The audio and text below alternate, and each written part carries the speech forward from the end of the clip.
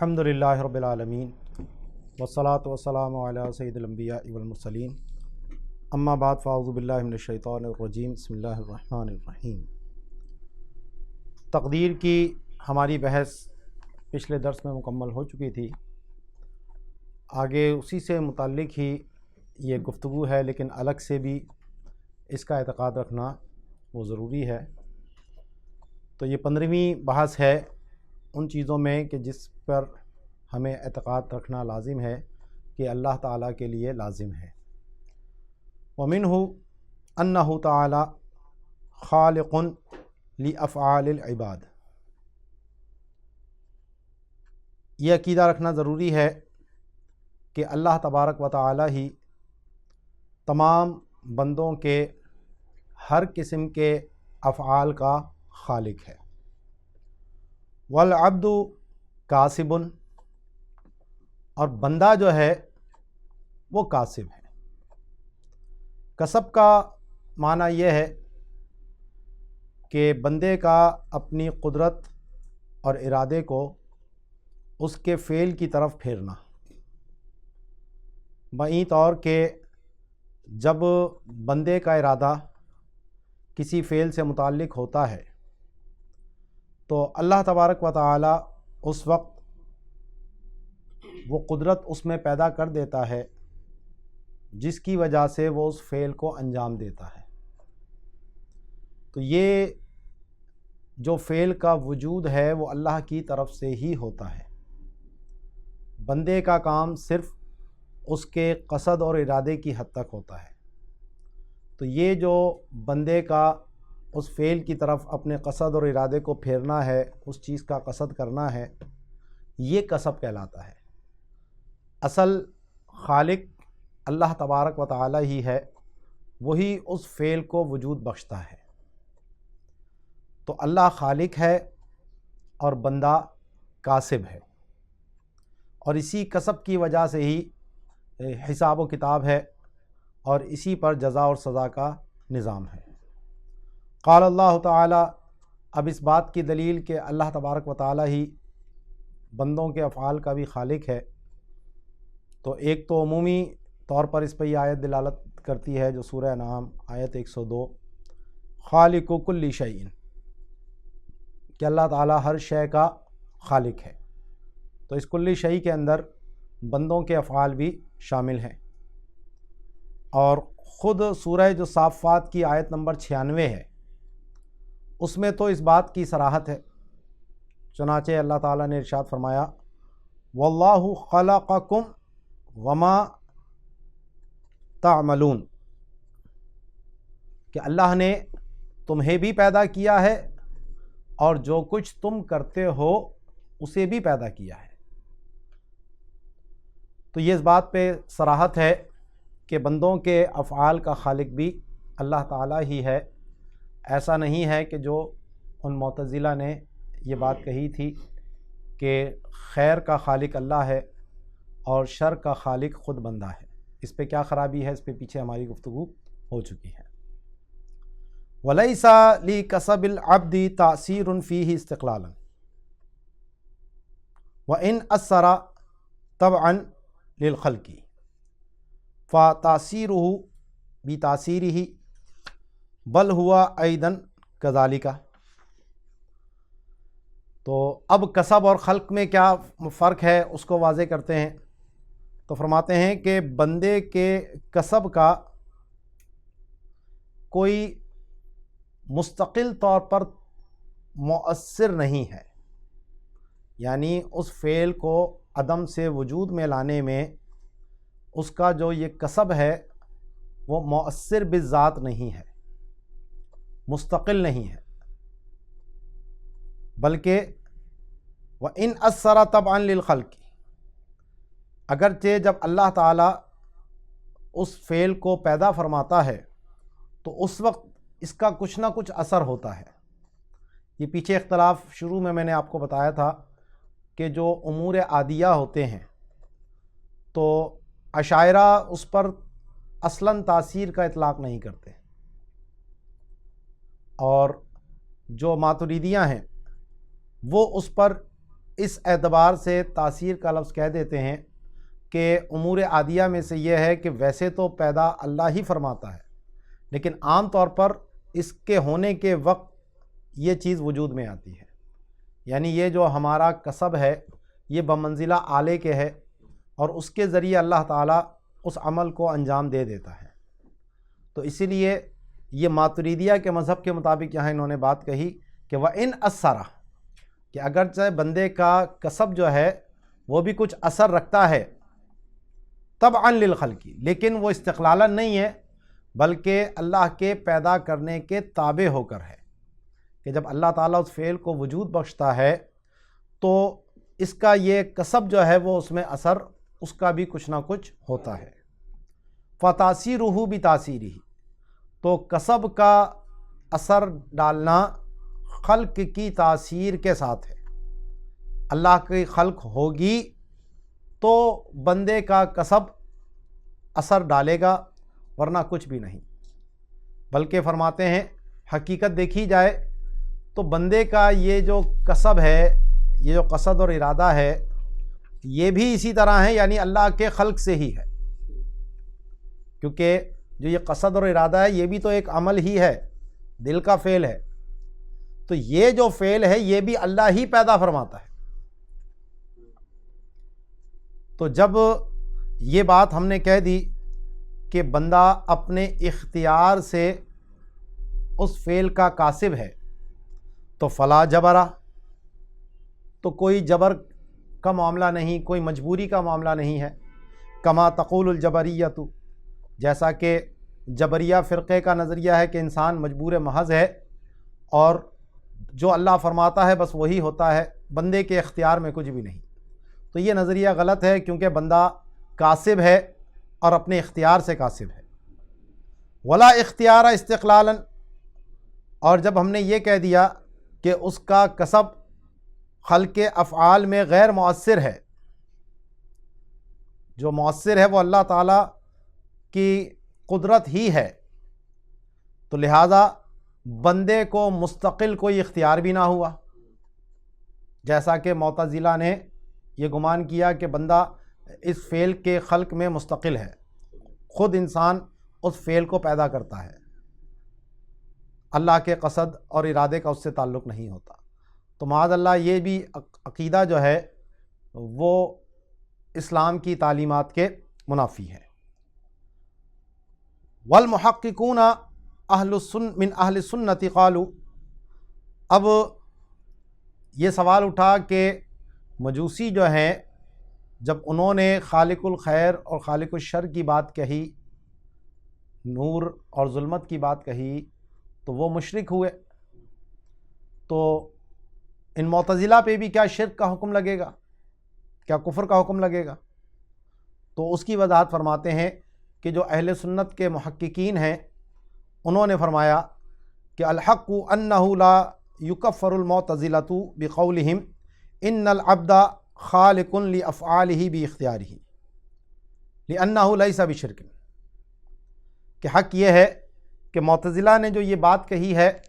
کہ بندہ اپنے افعال کا اپنے اختیار سے خود خالق ہے، تو اس بنیاد پر ان کی تکفیر نہیں کی جائے گی۔ کیوں؟ کیونکہ ان کا یہ کہنا بہرحال شرک نہیں ہے۔ اذ الشرک انما ہوا بالمشارکۃ فی معنی الالوہیۃ، کیونکہ جو شرک کا معنی ہے وہ یہ ہے کہ الوہیت کے معنی میں کسی کو اللہ کا شریک سمجھا جائے، یعنی عبادت کا مستحق سمجھا جائے، یا اس کی ذات و صفات جیسا کسی کو سمجھا جائے، تو یہ بہرحال اس چیز کا انکار کرتے ہیں۔ بندوں کو وہ قابل عبادت نہیں جانتے اس اعتبار سے کہ وہ خالق ہیں، تو اس لیے یہ شرک فی الالوہیہ کا ان پر الزام نہیں ہے۔ وہم لا یقولون بذالک، اور وہ شرک فی الالوہیہ کے قائل نہیں ہیں، الا ان مشائخ ما وراء النہر بالغوا فی تضلیلہم حتی قالوا المجوس اسعد حالا منہم حیث لم یثبتوا الا شریکا واحدا وہم اسبۃ شرکاء لا تحصیٰ، کہ جو ہمارے ماوراء النہر کے مشائخ تھے، یہ دریائے جیہون یا دریائے سیہون کے اس پار کے جو ممالک ہیں وہ ماوراء النہر کے ممالک کہلاتے ہیں، جو رشیا کی آزاد ریاستیں ہیں، ازبکستان، قازقستان، ترکمانستان، چیچنیا، یہ جتنے بھی علاقے ہیں یہ سب ماوراء النہر کے علاقے کہلاتے ہیں۔ اور ایک دور تھا کہ ہمارے بڑے بڑے فقہ حنفی کے جو مشائخ ہیں ان کا تعلق یہیں سے تھا، جو قاضی خان ہو گئے، صاحب ہدایہ ہو گئے، ٹھیک ہے، تو یہ لوگ یہیں سے ان کا تعلق ہے، صدر الشریعہ ہو گئے۔ تو ان لوگوں نے ان کی مذمت میں اور ان کی گمراہی کے اندر مبالغہ کیا، اور انہوں نے یہاں تک کہا کہ جو مجوسی ہیں وہ ان معتزلہ سے اچھے حال پر ہیں۔ کس اعتبار سے؟ کہ انہوں نے تو صرف اللہ کا ایک ہی شریک ثابت کیا، اور ان لوگوں نے اتنے شرکا ثابت کر دیے کہ جن کی گنتی نہیں ہے، جو شمار میں نہیں آ سکتے، کیونکہ ہر بندہ اپنے فعل کا خود خالق، تو اربوں انسان ہو گئے، اور اربوں انسان اپنے فعل کے خود خالق بن رہے ہیں، تو یہاں تو اتنی گنتی ختم ہو جائے، اور وہ صرف ایک مان رہے تھے۔ تو یہ ایک الزام کے طور پر انہوں نے بات کہی تھی، اس سے مقصود ان کا حقیقت میں ان کو مشرک قرار دینا نہیں تھا۔ لطیفۃ فی حکایت الامام ابی حنیفہ، امام اعظم کی حکایت سے ایک لطیفہ یعنی لطیف بات جو ہے وہ یہاں پر انہوں نے پیش کی۔ ومن لطیف ما حکی ان ابا حنیفہ رضی اللہ تعالیٰ عنہ ناظر معتزلیا فقال له قل با، فقال با، ثم قال له قل دال، فقال دال، فقال ان كنت خالقا لافعالك فاخرج الباء من مخرج الدال او كما قال، فانقطع المعتزلی۔ تو یہ حکایت کیا گیا کہ امام اعظم ابو حنیفہ رضی اللہ تعالیٰ عنہ کا ایک مرتبہ ایک معتزلی سے مناظرہ ہوا، تو آپ نے اس کے اوپر حجت قائم کرتے ہوئے کہا کہ تم بولو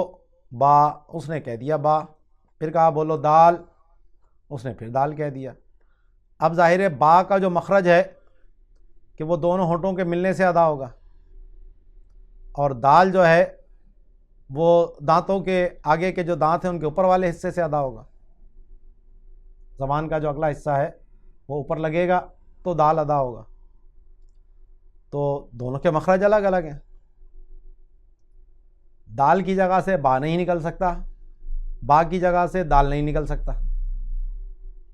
تو امام صاحب نے فرمایا کہ اچھا تو اپنے افعال کا خود خالق ہے نا، تو ذرا اب ایسا کر کے دکھا کہ دال کے مخرج سے با کو نکال دے۔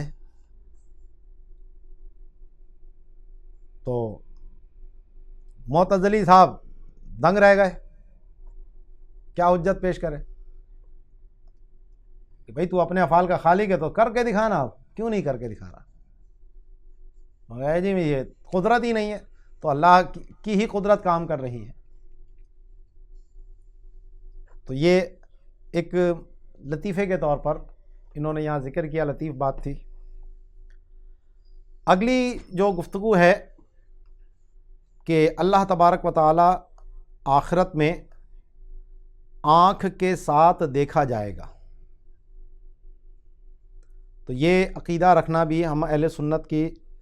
ضروریات میں سے ہے، اہل سنت ہونے کے لیے، کہ جو یہ عقیدہ رکھے گا وہی اہل سنت میں شمار ہوگا، کہ انہ تعالی مرئی بالابصار فی دار القراری، کہ اللہ تبارک و تعالی دار القرار میں یعنی جنت میں آنکھوں سے دیکھا جائے گا، خلافاً للمعتزلۃ، اس میں بھی معتزلہ کا اختلاف ہے، اور وہ اپنے وہی عقلی ڈھکوسلے اس پر پیش کرتے ہیں کہ جناب دیکھا اس چیز کو جا سکتا ہے کہ جو نہ غایت قرب میں ہو نہ غایت بعد میں ہو، اور مقابل ہو، سامنے ہو، کسی جہت میں ہو، کسی مکان میں ہو، اس کے بغیر تو دیکھا ہی نہیں جا سکتا۔ تو اس لیے اللہ تبارک و تعالیٰ تو جہت سے پاک ہے، مکان سے پاک ہے، مقابل ہونے سے پاک ہے۔ تو یہ ساری چیزیں جو جسم اور جسمانیت کی ہیں تو اللہ تعالیٰ تو ان سے پاک ہے۔ تو جب وہ ان چیزوں سے پاک ہے تو پھر اس کو کس طرح دیکھا جا سکتا ہے؟ تو وہ عقلی انہوں نے یہ دلیل پیش کی۔ تو ہم اس کا جواب انہیں یہ دیتے ہیں کہ جناب آپ یہ حاضر کے اوپر غائب کو قیاس کر رہے ہیں۔ آپ جو موجودہ چیزیں ہیں تو یہ تو جب ہم یہ کہہ چکے ہیں کہ اللہ تعالیٰ کے خلق سے ہے، یہ بذات خود کوئی تاثیر نہیں، اور ہمارا اس دنیا میں جو اس طرح دیکھنا ہے وہ عادت کی وجہ سے ہے، کیونکہ ہماری عادت یہ ہے، اللہ تعالیٰ نے ہماری آنکھ میں جو دیکھنے کی صلاحیت رکھی ہے وہ اس چیزوں کے بغیر ادراک نہیں کر پاتی، لیکن اس سے یہ کب لازم آیا کہ اس کے بغیر ادراک ہو نہیں سکتا؟ عقلاً تو اس میں کوئی محال نہیں ہے۔ خود نبی کریم علیہ الصلاۃ والسلام نے فرمایا کہ میں تمہیں پیچھے سے بھی دیکھتا ہوں، تمہارا خشوع اور خضوع مجھ پر مخفی نہیں۔ اب آپ بتائیے کہ امام آگے ہے، اسے پیچھے کی کیا خبر؟ تو آپ یہ فرما رہے میں دیکھتا ہوں، یہ نہیں کہا مجھے تمہارا علم ہے، دیکھتا ہوں فرمایا۔ تو ہماری آنکھیں تو سامنے دیکھ سکتی ہیں، پیچھے نہیں دیکھ سکتی۔ جب رسول اللہ صلی اللہ علیہ وسلم کی آنکھ کی یہ شان ہے اس دنیا میں کہ آپ پیچھے بھی دیکھ سکتے ہیں، خلاف عادت، ہماری عادت کے برخلاف ہے، تو اس سے یہ کب لازم آیا کہ اللہ تبارک و تعالیٰ کو دیکھا نہیں جا سکتا؟ کیونکہ پیچھے بھی یہ بات ہو چکی ہے کہ جو قرآن کی نصوص ہیں ان کو ان کے ظاہری معنی پر ہی محمول کرنا واجب ہے، جب تک کہ کوئی محال عقلی یا محال شرعی لازم نہ آئے۔ اگر کوئی محال شرعی یا محال عقلی لازم آتا ہے پھر ایسی صورت میں ہم اس آیت کی تعویل کرتے ہیں اور اس کے وہ معنی بیان کرتے ہیں کہ جو اس استحالے سے ہٹ کر ہو، اس محال سے ہٹ کر ہو۔ تو اب یہاں پر قرآن میں اللہ تبارک و تعالیٰ نے واضح طور پر فرما دیا ہے، سورہ قیامہ کی آیت نمبر 22 اور 23 میں، وجوہ ناظرہ الی ربہا ناظرہ، کچھ چہرے اس دن تر و تازہ ہوں گے اور اپنے رب کو دیکھنے والے ہوں گے۔ تو قرآن کے اندر واضح طور پر جب یہ موجود ہے تو اب جب تک کہ کوئی محال لازم نہ آئے، صرف عادت کے برخلاف ہونے کے بنیاد پر ہم اس کی نفی نہیں کر سکتے۔ تو اب اس کی دلیل پیش کرتے ہیں کہ وتحریر محل النزاع انا اذا نظرنا الى الشمس مثلا ورأيناها ثم اغمضنا العين فإنا نعلم الشمس عند التغميض علما جليا لكن في الحالة الأولى علم امر زائد، یا علم امر زائد، دونوں پڑھ سکتے ہیں، کہ محل نزاع جو آپس میں اختلاف ہے معتزلہ کا اور ہمارا اہل سنت کا، تو اس کی تحریر، اس کی بیان یہ ہے کہ جب ہم مثلاً سورج کو دیکھیں یا چاند کو دیکھیں تو ہمیں اس کا علم حاصل ہو گیا، سورج ہے، چاند ہے،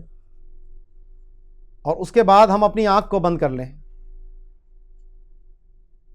تو آنکھ بند کرنے کے بعد بھی ہمیں سورج یا چاند کے ہونے کا علم ہے۔ جب دیکھا تھا جب بھی علم تھا، جب آنکھ بند کر لی اس وقت بھی اس کا علم جلی ہمارے پاس موجود ہے کہ چاند موجود ہے، سورج موجود ہے۔ لیکن جو پہلی حالت تھی جب ہم دیکھ رہے تھے براہ راست، تو ایک امر زائد کا علم تھا ٹھیک ہے نا. وَكَذَلِكَ إِذَا عَلِمْنَا شَيْئًا عِلْمًا تَامًّا جَلِيًّا ثُمَّ رَأَيْنَاهُ، کہ ہم کسی چیز کو بارے میں مکمل اور جلی علم رکھتے ہوں، ہمیں پتہ ہے وہ چیز ہے، یقین ہے ہمیں اس کا. ثُمَّ رَأَيْنَاهُ، پھر جب ہم اس کو دیکھتے ہیں تو فَإِنَّا نُدْرِكُ بِالْبَدَاهَةِ تَفْرِقَةً بَيْنَ الْحَالَتَيْنِ، تو ہمیں بدیہی طور پر یہ ادراک ہوتا ہے کہ دونوں حالتوں میں فرق ہے. مثلا خانہ کعبہ کی طرف رخ کر کے ہم نماز پڑھتے ہیں، یقین ہے ہمیں خانہ کعبہ ہونے کا، لیکن جب بندہ پہلی دفعہ جاتا ہے مکہ مکرمہ میں اور جب خانہ کعبہ پر اس کی پہلی نگاہ پڑتی ہے، اس وقت جو اس کو علم حاصل ہوتا ہے وہ اس علم سے زائد ہے کہ جو وہ نماز پڑھتے وقت اس کے خانہ کعبہ ہونے کا علم اس کو ہے. اس وقت جو کیفیت، دونوں میں زمین آسمان کا فرق ہے. تو اسی کی طرف حدیث میں اشارہ کیا گیا کہ لیس الخبر کالمعاینۃ، کہ خبر جو ہے وہ دیکھنے کی طرح نہیں ہے. اگرچہ خبر سے بھی علم آتا ہے، معائنے سے بھی علم آتا ہے، دیکھنے سے بھی علم آتا ہے، لیکن دیکھنے کا جو علم ہے وہ خبر کے علم سے زائد ہے. تو وہ ھذا الادراک المشتمل علی الزیادۃ نسمیہ الرؤیۃ، تو یہ جو ادراک جو زیادتی پر مشتمل ہے، یہ جو دیکھنے سے ہمیں ادراک میں زیادتی ہوئی ہماری، اسی کو ہم رؤیت کہتے ہیں. ولا يتعلق في الدنيا الا بمقابلة لما هو في جهة ومكان، فهل يصح ان يقع بدون المقابلة والجهة والمكان ليصح تعلقه بذاته تعالى مع التنزه عن الجهة والمكان. تو اب سوال یہاں یہ ہے کہ یہ جو رؤیت کا ادراک ہے تو یہ تو دنیا کے اندر صرف اسی چیز سے متعلق ہوتا ہے کہ جو ہمارے سامنے ہو، جہت میں ہو، کسی مکان میں ہو. تو اب اعتراض یا جو اختلاف کا محل ہے وہ یہ ہے کہ کیا بغیر اس مقابلے کے، جہت کے اور مکان کے یہ ادراک حاصل ہو سکتا ہے، تاکہ اس ادراک کا تعلق جو ہے وہ اللہ تعالیٰ کی ذات کے ساتھ ہو سکے، باوجود اس کے کہ اللہ تبارک و تعالیٰ جہت اور مکان سے پاک ہے. یہ ہے محل نزاع کی تحریر. تو ان کے نزدیک یہ منع ہے کہ ہو نہیں سکتا. ہم کہتے ہیں یہ عادتاً ہے، عقلاً محال نہیں ہے. یا تو عقلی کوئی استحالہ پیش کرو اس سے کہ کیا محال لازم آ رہا ہے، عقلی کوئی برہان پیش کرو، وہ تو اس پر ہے نہیں، صرف شبہات ہیں کیونکہ دیکھا نہیں ہے اس وجہ سے. تو جب اللہ نے فرما دیا ہے تو یہی تو ایمان بالغیب کا معاملہ ہے کہ یہاں تمہیں دیکھنے کے لیے ان چیزوں کا محتاج ہونا پڑتا ہے، لیکن جو دار قرار ہے وہاں اس طرح کی کوئی محتاجی نہیں ہے. تو اس لیے اس دار کو اس دار پر قیاس کرنا درست نہیں ہے. تو ولا خلاف عندنا انہ تعالی یرا ذاتہ المقدسۃ، اس پہ تو ہمارے نزدیک کوئی اختلاف نہیں ہے کہ اللہ تبارک و تعالی خود اپنی ذات پاک کو دیکھتا ہے، حالانکہ نہ وہ کسی جہت میں ہے نہ مکان میں ہے، پھر بھی وہ اپنی ذات کو دیکھتا ہے. وَأَنَّ رُؤْيَتَنَا لَهُ سُبْحَانَهُ جَائِزَةٌ عَقْلًا فِي الدُّنْيَا وَالْآخِرَةِ، اور اللہ تبارک و تعالی کی جو رؤیت ہے، ہمارا اس کو جو دیکھنا ہے، وہ دنیا میں بھی عقلاً جائز ہے اور آخرت میں بھی عقلاً جائز ہے. کہ جب عقل کو خالی چھوڑا جائے تمام خارجی چیزوں سے، کہ قرآن میں یہ آیا یا ان معتزلہ نے یہ اعتراضات کیے، ان چیزوں سے اگر ہم قطع نظر کرتے ہیں، عقل کو خالی چھوڑتے ہیں، تو وہ اللہ کی رؤیت کے امتناع کا حکم نہیں کرتی، کیونکہ عقل کو کوئی دلیل چاہیے، کوئی برہان چاہیے جس کی بنیاد پر وہ بات کہے گی، تو عقل اس معاملے میں خاموش ہے۔ اور ہم پیچھے بتا چکے ہیں کہ جب کوئی نص آئے تو اس کو اس کے ظاہر پر ہی معمول کریں گے جب تک کہ عقل اس کے خلاف کا حکم نہ کرے۔ تو عقل یہاں اس کے خلاف کا حکم نہیں کر رہی، اس کے امتناع کا حکم نہیں کر رہی، تو جب امتناع کا حکم نہیں ہے تو پھر ان نصوص کو ہم اس کے ظاہر پر ہی رکھیں گے، اور اس چیز کو عقلاً جائز ہی کہا جائے گا۔ جب محال نہیں کہہ رہی تو جائز ہی ہوگا۔ اور خود حضرت موسیٰ علیہ السلام نے جو اللہ تبارک و تعالیٰ سے اس کے دیدار کی التجا کی تھی، تو یہ بھی اس بات پر دلالت کرتا ہے، کیونکہ اگر دنیا میں دیدار ممکن نہ ہوتا تو حضرت موسیٰ علیہ السلام سوال کیوں کرتے؟ اب موسیٰ علیہ السلام کا سوال کرنا اور یہ محال بھی ہو، ممکن نہ ہو، تو پھر دو ہی باتیں ہوں گی، یا تو موسیٰ علیہ السلام کو اس کا پتہ ہی نہیں تھا تو جہل لازم آیا، اور اللہ کے لیے کیا چیز جائز ہے کیا نہیں، کیا ایک نبی اس سے جاہل ہو سکتا ہے؟ ہرگز نہیں، وہ تو دوسروں کو ان چیزوں کی تعلیم دیتے ہیں۔ یا انہیں پتہ تھا تو پھر یہ سفاہ اور بے وقوفی ہے، فضول کام کیا، ہو نہیں سکتا، بلا وجہ سوال کیا۔ تو یہ اس بات پہ دلالت کرتا ہے کہ یہ عقلاً ممکن تھا۔ پھر خود اللہ تعالیٰ نے جو جواب دیا وہ بھی اس کے ممکن ہونے کے اوپر اشارہ فرماتا ہے کہ اس پہاڑ کو دیکھو، اگر یہ اپنی جگہ پر قائم رہا تو تم دیکھ لو گے۔ اب اللہ کی تجلی کے بعد پہاڑ کا قائم رہنا یہ عقلاً ممکن ہے، اس میں تو کوئی استحالہ نہیں تھا۔ تو جب ایک امر ممکن پر اللہ نے اپنی رؤیت کو معلق کیا تو جو ممکن پر معلق ہو وہ خود بھی ممکن ہوتا ہے۔ محال کبھی امر ممکن پر معلق نہیں ہوتا۔ تو پتہ لگا کہ اللہ تعالیٰ نے جو جواب دیا تھا حضرت موسیٰ علیہ السلام کو، وہ بھی اس بات کے ممکن ہونے پر واضح طور پر دلالت کرتا ہے۔ والمعتزلۃ حکموا بامتناع رؤیتہ تعالی عقلا لذی الحواس، اور معتزلہ نے اللہ کی رؤیت کو حواس والوں کے لیے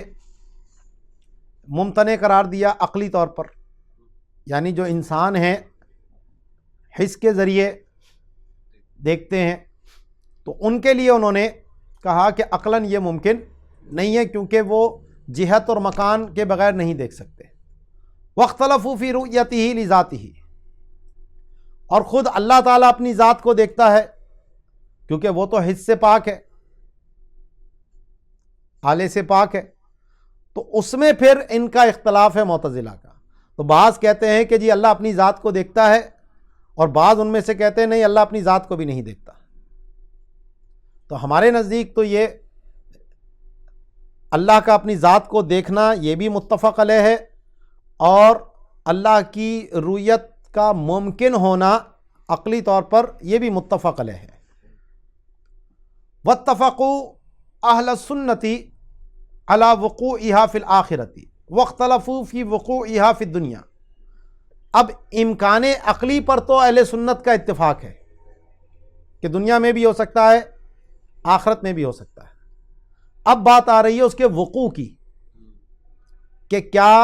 یہ رؤیت واقع بھی ہوگی یا واقع بھی ہوئی ہے۔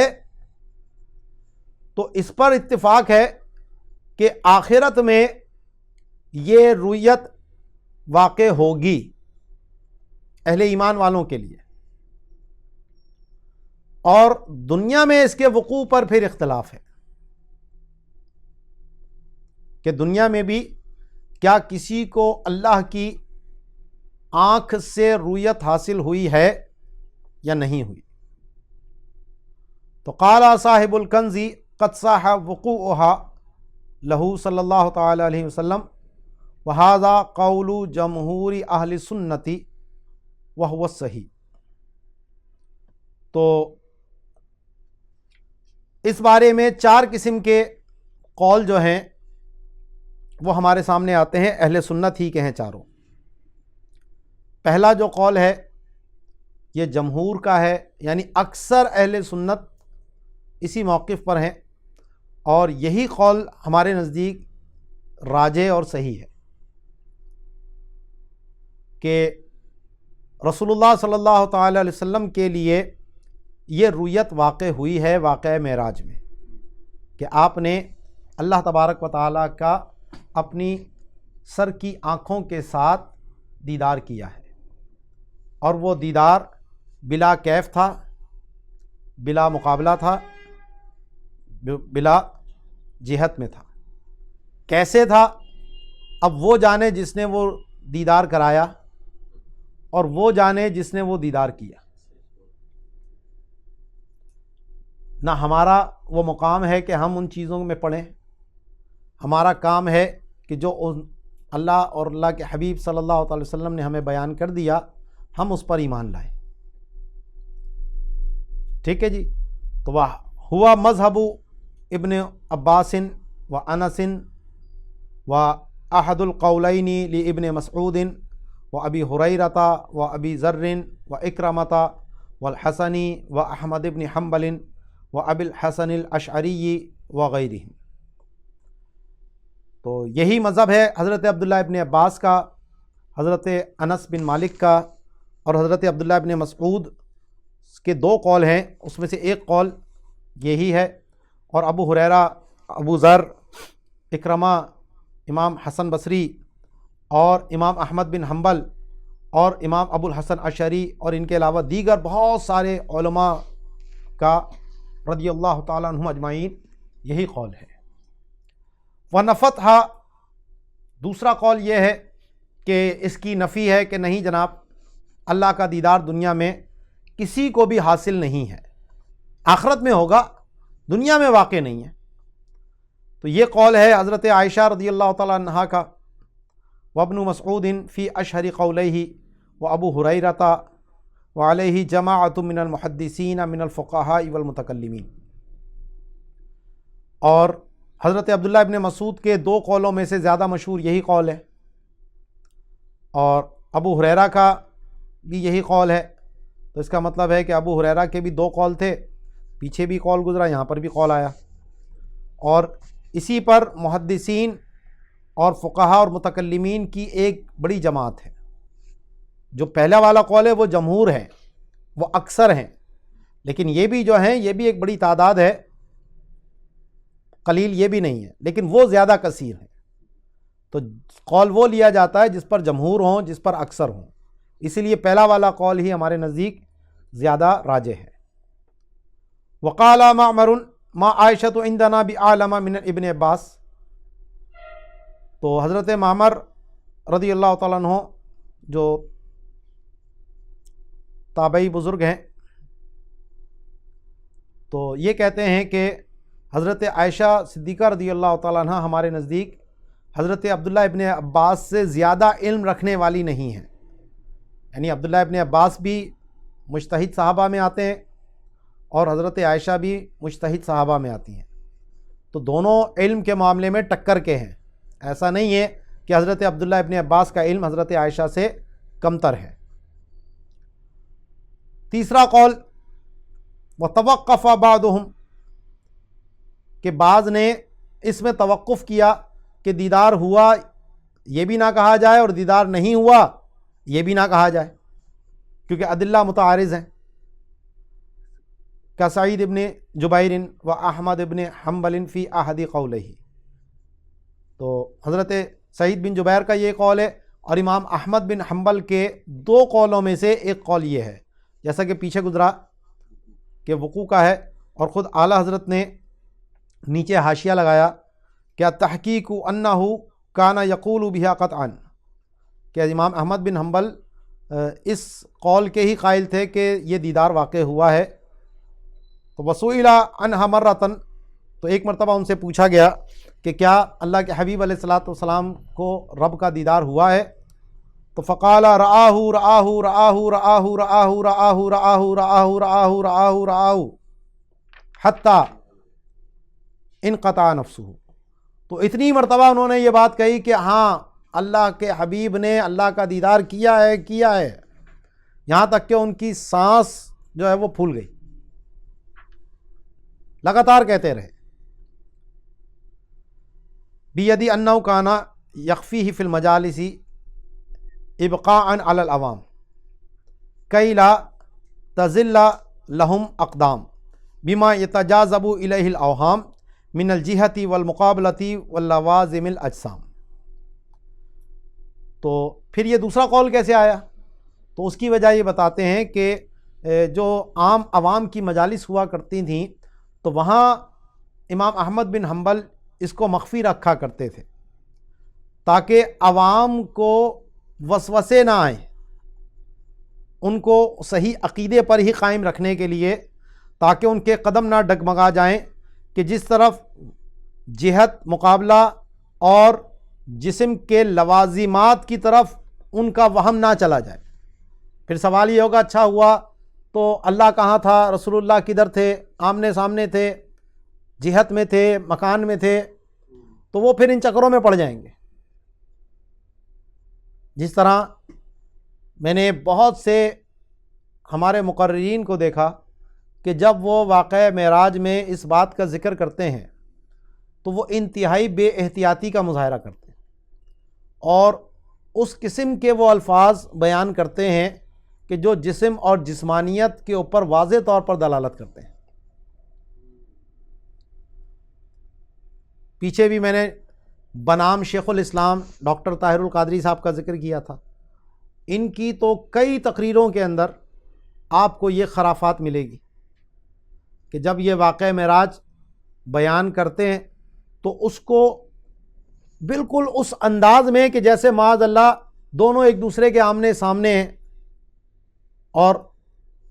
اللہ تعالیٰ بیٹھ کے دونوں کی بات ہو رہی ہے معاذ اللہ. تو یہ جسم، جسمانیت کے تقاضے جب عوام کے سامنے اس طرح بیان ہوں گے تو ان کے دماغ میں تو یہ آئے گا اللہ اوپر بیٹھا ہے معاذ اللہ، اللہ آسمان پر ہے، اللہ عرش پر ہے معاذ اللہ. تو جب یہ ہمارے مقررین اس طرح کی گفتگو کریں گے تو اس سے عوام کے عقیدوں میں تو خرابی آئے گی. تو اس میں ان کا بھی بہت قصور ہے. تو واقعہ معراج کو بیان کرتے ہوئے انتہائی احتیاط کی ضرورت ہے. دیدار کس طرح ہوا یہ امور متشابہات میں سے ہے، اور امور متشابہات میں کے پیچھے وہی پڑتا ہے جس کی عقل میں ٹیڑھ ہوتا ہے. جو اہل ایمان ہے وہ صرف کہتے ہیں ہم تو اس پر ایمان لائے، اس کی تفصیل میں، اس کی ٹوہ میں وہ نہیں پڑتے. تو اس لیے اس کی بہت احتیاط کی ضرورت ہے کہ جب یہ واقعہ بیان بھی کیا جائے تو اس طرح کے الفاظوں سے بچا جائے کہ جو عوام کے اندر معاذ اللہ اللہ کے لیے جسم، جسمانیت، جہت، مکان کا وہم پیدا کرنے کی طرف ان کو لے کے جائیں. تو امام احمد بن حنبل نے اپنے دور میں اسی احتیاط کی بنا پر وہ اس قول کو عوام کے سامنے بیان نہیں کرتے تھے. اسی طرح وبعض الاکابر المالکیہ تھی، تو جو بعض اکابر مالکیہ ہیں تو ان سے بھی یہی قول منقول ہے کہ اس میں توقف کیا جائے.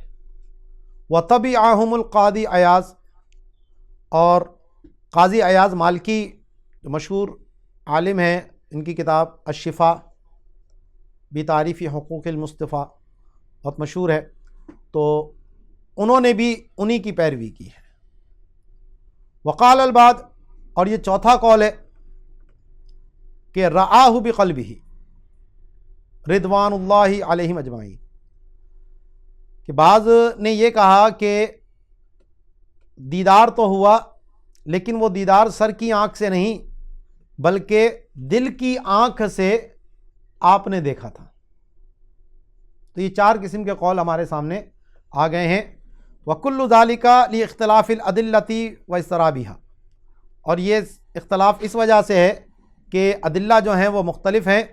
اور ان میں اضطراب واقع ہے. وَقَذَا اُخْتُلِفَ لِمُوسَىٰ علیہ السلام، اسی طرح موسیٰ علیہ السلام کو یہ دیدار واقع ہوا یا نہیں تو اس میں بھی اختلاف ہے۔ والاصح الذی علیہ الجمہور انہ لم یرہ سبحانہ، اور جمہور کا قول اور زیادہ صحیح قول یہی ہے کہ آپ نے اللہ تبارک و تعالیٰ کا کلام سنا تھا لیکن اللہ کا دیدار نہیں کیا۔ ولم یروی فی غیرہما شیء اصلا، تو نبی کریم صلی اللہ تعالی وسلم اور حضرت موسیٰ کلیم اللہ علیہ نبینا علیہ الصلوۃ والسلام کے علاوہ کسی اور کے بارے میں کوئی بھی شے روایت نہیں کی گئی۔ اب انبیاء کے علاوہ کسی اور کو یہ دیدار ہو سکتا ہے، اس کا وقوع ہوا ہے یا نہیں؟ تو وہ ارجح قول اشعری منع الوقوع للعارف الولی، تو امام اشعری کے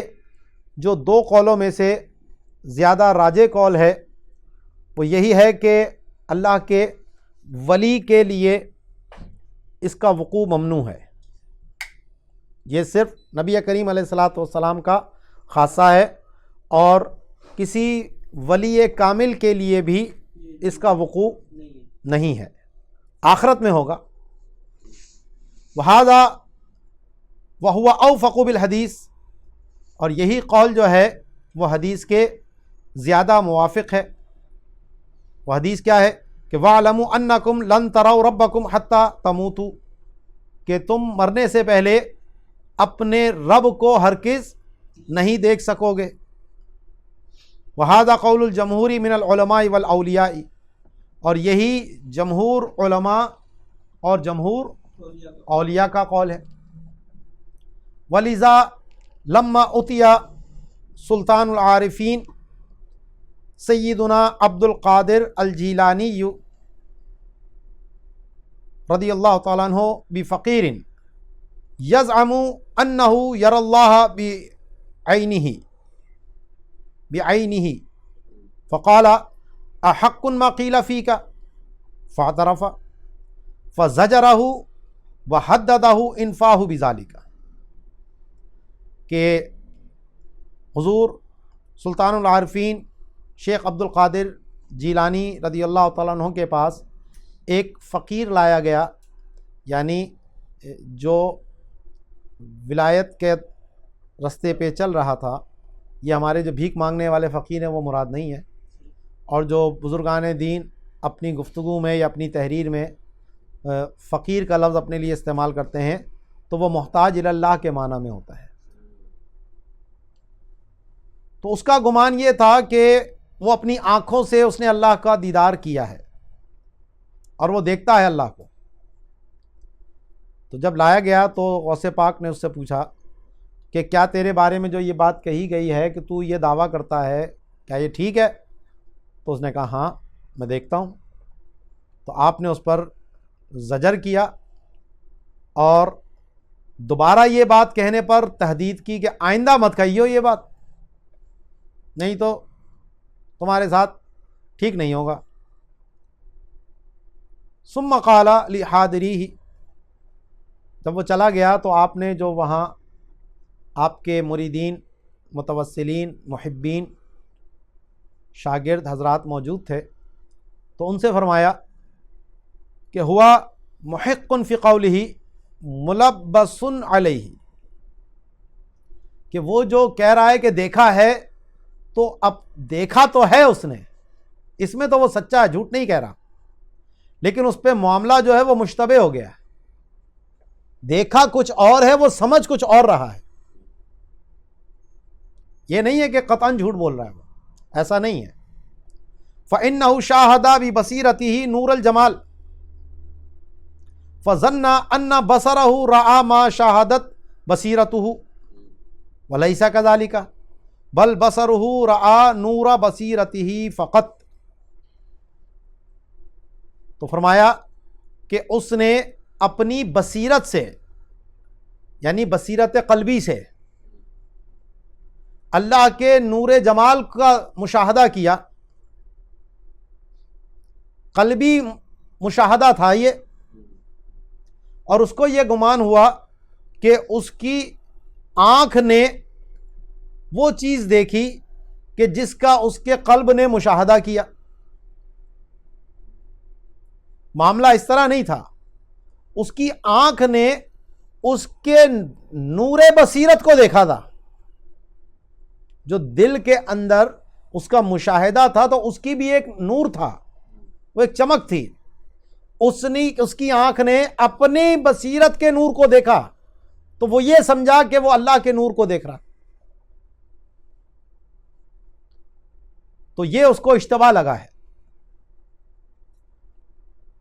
والمراد بالرؤیۃ الواقعۃ فی کلام السعادۃ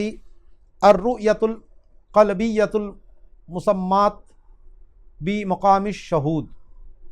ای دوام استحضار اتصالہ تعالی بصفات جلالۃ ونعوت کمالہ، فحیث اطلقوا الرؤیۃ والمشاہدۃ فمرادہم ذالک لا الرؤیۃ بالبصر کذا فی الکنز. تو فرماتے ہیں کہ جو صوفیہ کرام کے کلام میں رؤیت کا ذکر ملتا ہے کہ مجھے اللہ کا دیدار ہوا، میں نے اللہ سے یہ فرمایا، اللہ نے مجھ سے یہ کہا، تو اس طرح کی جو باتیں صوفیہ کے کلام میں ملتی ہیں تو اس سے مراد یہ رؤیت قلبیہ ہے جس کو مقام شہود کہا جاتا ہے. یعنی اس چیز کا دائمی استحضار کہ اللہ تبارک و تعالی صفات جلال اور صفات کمالیہ کے ساتھ متصف ہے. کیونکہ ہم انسان، ہماری توجہ اللہ کی طرف سے ہٹ جاتی ہے، تو جو اولیاء کرام ہیں تو وہ اللہ کا ذکر کرتے کرتے اللہ کی طرف توجہ ہوتے ہوتے ان کی اتنی توجہ ہو جاتی ہے کہ وہ ہر وقت اللہ کی صفات جمال اور صفات کمال ہی کا نظارہ ان کو نظر آ رہا ہوتا ہے. تو وہ رؤیت قلبیہ جو ان کو حاصل ہوتی ہے اس پر وہ یہ بات چیت کا معاملہ یہ الہام کے طور پر ہوتا ہے.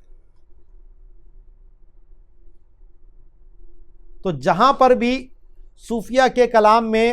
رؤیت یا مشاہدے کا ذکر آئے گا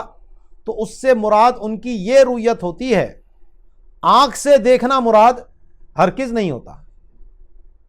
یہیں سے یہ اعتراض ہوتا ہے کہ جو ہمارے دور کے پڑھے لکھے ایک جاہل ہیں انجینئر مرزا محمد علی صاحب، اپنے آپ کو بہت وہ دین کا ماہر سمجھ رہے ہیں. اتنی سی بات ان کو سمجھ نہیں آتی کہ مشاہدہ قلبی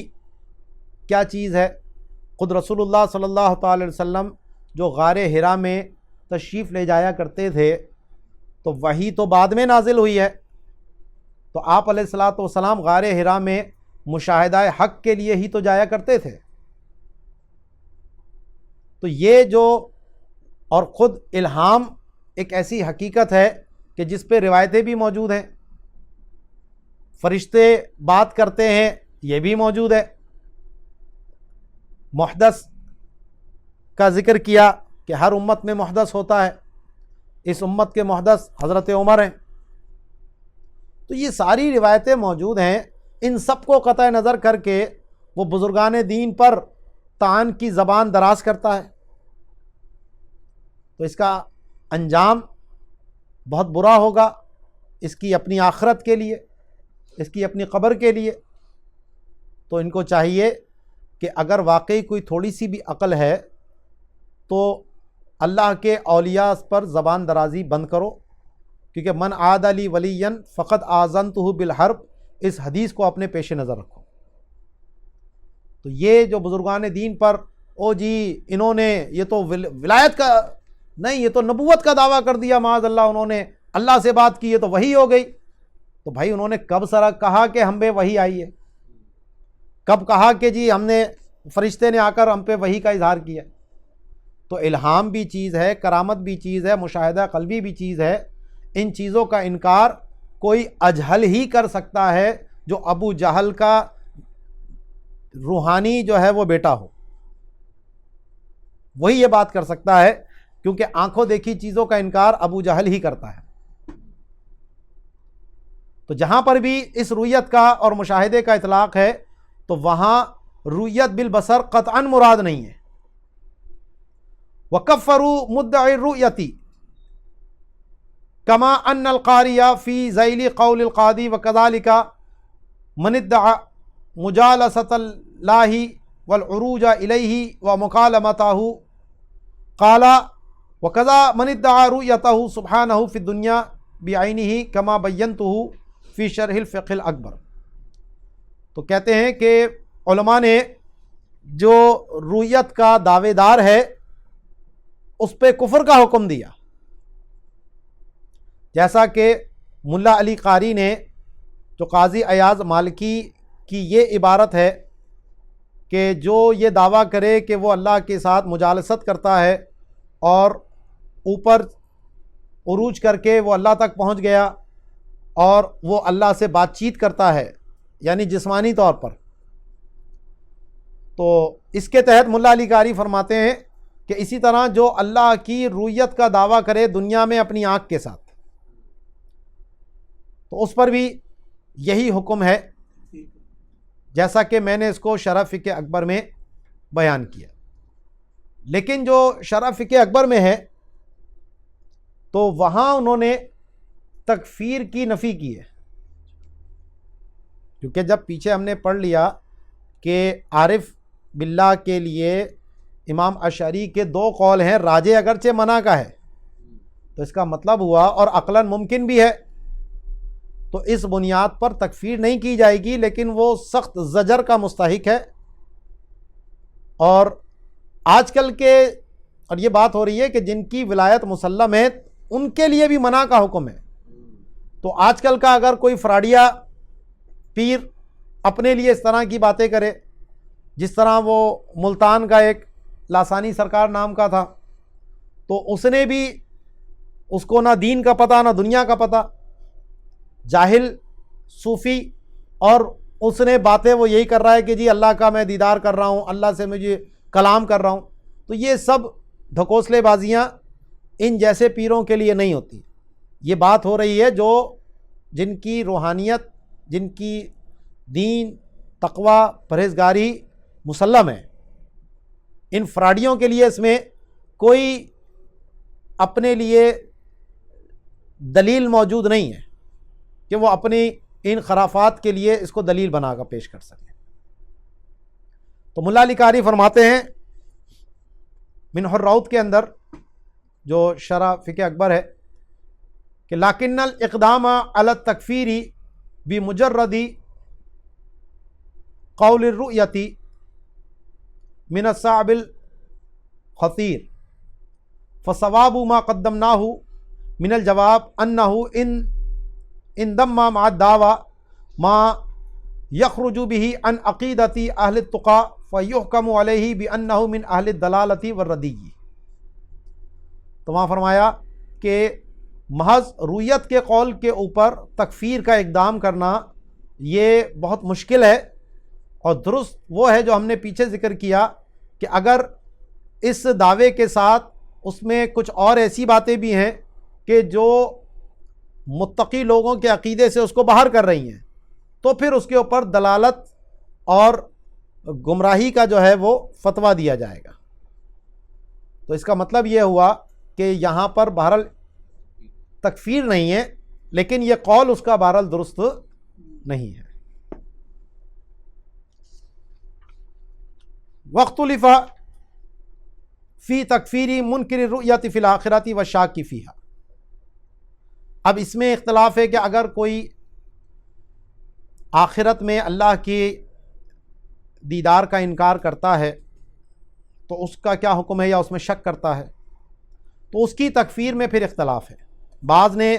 کہا کہ قرآن کی آیت کی یہ انکار کر رہا ہے تو اس لیے اس پر تکفیر ہوگی،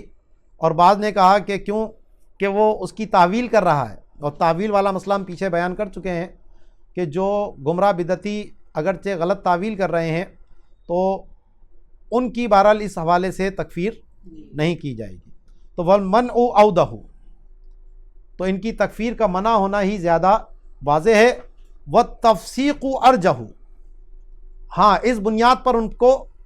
فاسق ہونے کا حکم دیا جائے گا، یہی قول راجح ہے. وَأَمَّا رُؤْيَهُ سُبْحَانَهُ تَعَالَى فِي الْمَنَامِ،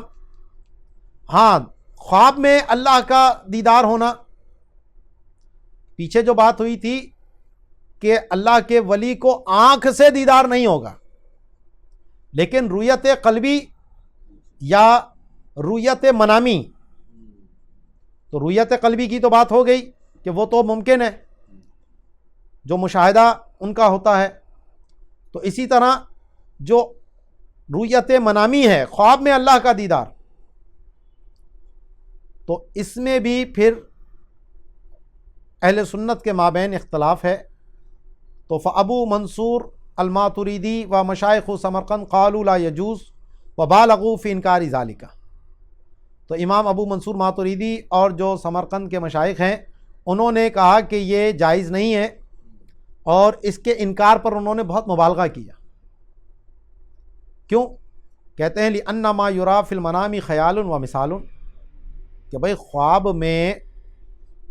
براہ راست وہ چیز تو نہیں دیکھی جاتی، خواب میں جو بھی دیکھیں گے ہم تو وہ کیا ہے، وہ خیال اور مثال ہے، ہماری جو قوت متخیلہ ہے وہ کام کر رہی ہوتی ہے خواب کے اندر، اور جو بھی چیز ہمیں آتی ہے وہ خیال اور مثال کے طور پر ہوتی ہے۔ واللہ تعالی منزہ عن ذالک، اور اللہ تعالیٰ خیال اور مثال سے پاک ہے، تو اسی لیے اللہ کی رؤیت خواب میں بھی نہیں ہو سکتی امام ماتریدی کے نزدیک۔ وجائزۃ عند الجمہور، لیکن جو جمہور ہیں ان کے نزدیک یہ جائز ہے، لأنہ نوع مشاہدۃ بالقلب ولا استحالۃ فیہ، کیونکہ جناب یہ بھی قلبی مشاہدے ہی کی ایک قسم ہے، اور قلبی مشاہدے کی بات تو پیچھے ہو چکی ہے، اور اس میں کوئی استحالہ نہیں۔ وواقعات، اور یہ واقع بھی ہے، کما حکیت عن کثیر من السلف، جیسا کہ بہت سارے بزرگان دین سے یہ حکایت بھی کیا گیا، منہم ابو حنیفہ و احمد بن حنبل، اور اس میں امام اعظم بھی ہیں، امام احمد بن حنبل، یعنی دو مجتہدین بھی ہیں، عام علماء یا عام صوفیہ کی تو بات ہی چھوڑ دو، مجتہدین بھی ہیں، اور امام اعظم کے بارے میں تو آیا کہ آپ کو 100 مرتبہ اللہ کا دیدار ہوا، اور خود اس بارے میں روایتیں بھی موجود ہیں، حدیثوں میں موجود ہے، رأیت ربی، خواب میں، اسی لیے کہا معراج جو ہیں وہ 34 ہیں، 33 جو ہیں وہ منامی ہیں، اور ایک جو ہے وہ جسمانی ہے، تو یہ جو 33 منامی ہیں تو خواب میں ہی اللہ کا دیدار کیا، اور جو بزرگان دین کی جتنی بھی کرامات ہوتی ہیں یہ نبی کے واسطے سے ہوتی ہیں، وہ اس نبی کا معجزہ ہوتا ہے، ولی کی کرامت ہوتی ہے، تو جب ہمارے نبی علیہ الصلوۃ والسلام کو 33 مرتبہ یہ ایک معجزہ ہی ہے کہ وہ حاصل ہوا، تو جو بزرگان دین اور اولیاء کو حاصل ہوتا ہے وہ بطور کرامت کے ہوتا ہے۔ اب اس میں اختلاف ہے کہ وَهَلْ يُشْتَرَطُ أَن تَكُونَ بِلَا كَيْفٍ وَلَا مِثَالٍ، کہ کیا خواب میں جو اللہ کا دیدار ہوگا اس کے لیے بھی کیا یہ ضروری ہے کہ وہ بلا کیف اور بلا مثال ہو؟ فقالوا کما تکون حال الیقظۃ فی الآخرۃ، تو بعض علماء نے یہی فرمایا کہ ہاں جناب یہ ضروری ہے کہ جس طرح آخرت میں جاگنے کی حالت میں اللہ کا دیدار ہوگا اور بلا کسی مثال کے اور بلا کسی کیف کے، بلا کسی جہت کے ہوگا، تو خواب میں بھی اسی طرح ہیں۔ وقیل لا، اور بعض نے کہا کہ نہیں، ایسا ہونا ضروری نہیں ہے، یعنی اس میں کیفیت، جہت اور حیت ہو سکتی ہے، جیسا کہ خود حدیث پاک میں بھی آیا کہ رأیت ربی فی صورت شاب، میں نے اللہ کو جوان کی صورت میں دیکھا، بعض روایتوں میں آیا رأیت فی احسن صورت، اچھی صورت میں دیکھا، تو اللہ تعالیٰ تو اس سے پاک ہے، تو جب یہ روایتیں موجود ہیں تو اس کا مطلب ہوا کہ خواب میں اللہ کے دیدار کے لیے وہ شرط نہیں ہے جو جاگنے کی حالت کے لیے ہے، کیونکہ یہ تو مشاہدہ قلبی کا معاملہ ہے، ٹھیک ہے نا۔ تو رؤیا جو ہے، خواب جو ہوتا ہے، یہ تو خیال کے تصرفات ہیں، اور جو خیال کا تصور ہوتا ہے، تصرف ہوتا ہے، وہ غیر منفکن عن الصور المتخیلاتی فی عالم الامثال، کہ وہ عام طور پر صورت متخیلہ سے، عالم مثال سے خالی نہیں ہوتا۔ ہم جو بھی چیز دیکھ رہے ہوتے ہیں تو وہ معانی بھی ہمارے سامنے کسی نہ کسی صورت متخیلہ میں نظر آ رہے ہوتے ہیں۔ کسی کی دشمنی سانپ کی صورت میں نظر آ رہی ہے، اب دشمنی نظر آنے والی چیز نہیں ہے، لیکن سانپ کے ذریعے اس کی طرف ہماری عالم خیال میں وہ چیز ہمیں دکھائی جا رہی ہوتی ہے نا۔ تو اس لیے خواب میں اللہ کا دیدار کے لیے یہ شرط نہیں ہے کہ وہ بلا کیفیت ہو، بلا جہت ہو، یا بلا ہیئت ہو۔ وذکر القاضی الاجماع علی ان رؤیتہ تعالی مناما جائزۃ، اور قاضی ایاز مالکی نے ذکر کیا کہ اس بات پر اجماع ہے کہ اللہ تعالیٰ کی رؤیت خواب میں جائز ہے، وَإِن كَانَ بِوَصْفٍ یا لا یلیق بہ تعالی، اگرچہ وہ اس وصف پر ہو کہ جو اللہ کے شایان شان نہیں ہے۔ تو اس کا مطلب ہے قاضی ایاز مالکی بھی اس قول پر ہی ہیں کہ منامی رؤیت کے لیے یہ جہت اور مکان اور صورت اور حیت سے پاک ہونا ضروری نہیں ہے۔ قال ناظم البحر ورؤیا خالق وقضا نبی ہما صدق فیا لک من مطاب، کہ اللہ کی اور نبی کی جو خواب میں دیکھنا ہے وہ حق اور سچ ہے، اور کیا ہی یہ خوشخبری کی بات ہے، یعنی جس کو اللہ کا دیدار ہو جائے اور جس کو نبی کریم علیہ الصلاۃ والسلام کا دیدار ہو جائے تو یہ تو بہت ہی خوشی کی اور اس کے لیے نصیب جاگنے والی بات ہے۔ باقی انشاءاللہ حضور علیہ الصلاۃ والسلام کا خواب میں دیکھنا، اس کے حوالے سے کیا احکامات ہیں، وہ انشاءاللہ اس کو اگلے درس میں بیان کریں گے۔ وما علینا الا البلاغ المبین۔ الحمدللہ رب العالمین والصلاۃ والسلام علی سید الانبیاء والمرسلین، اما بعد، فاعوذ باللہ من الشیطان الرجیم، بسم اللہ الرحمن الرحیم۔ پچھلے درس میں اللہ تبارک و تعالیٰ کی رؤیت کے حوالے سے ہماری گفتگو ہوئی تھی۔ ابھی آج ہماری گفتگو کا عنوان ہے کہ نبی کریم علیہ الصلاۃ والسلام کی رؤیت خواب میں اور جاگنے کی حالت میں۔ تو فرماتے ہیں کہ وفی الشرح، کہ جو بحر کی شرح کنز ہے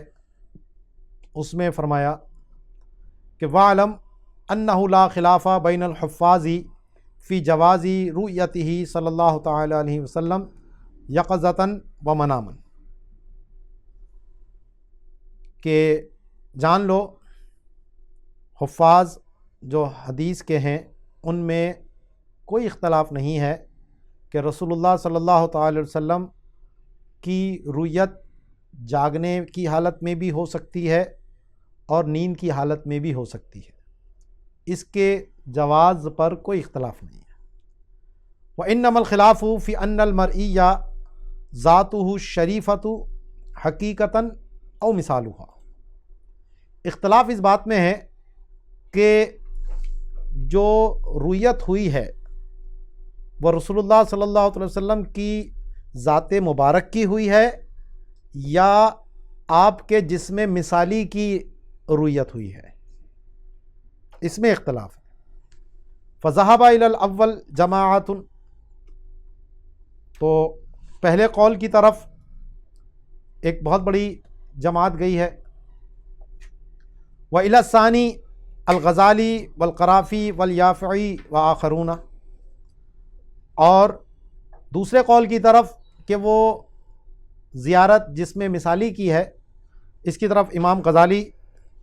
اور امام قرافی، امام یافعی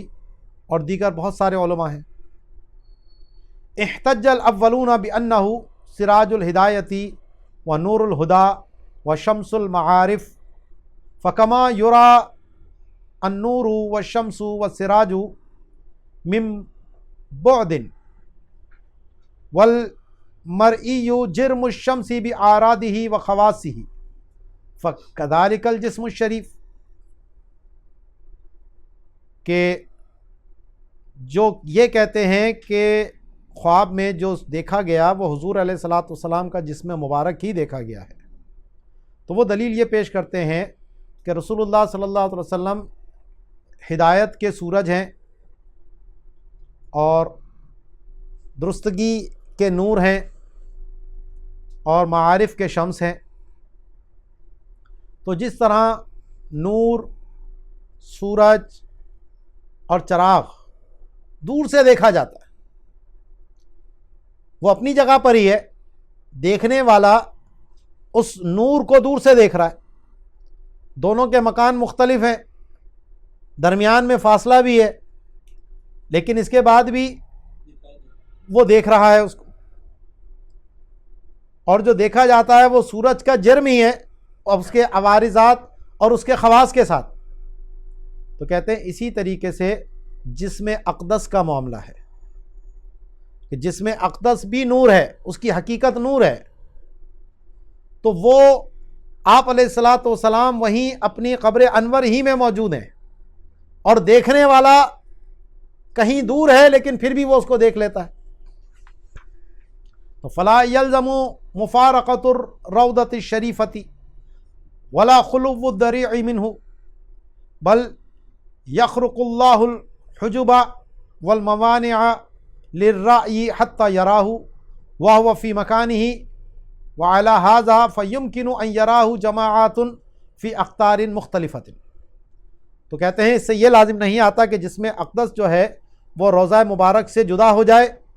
اور قبر انور جو ہے وہ آپ کے وجود سے خالی ہو جائے، بلکہ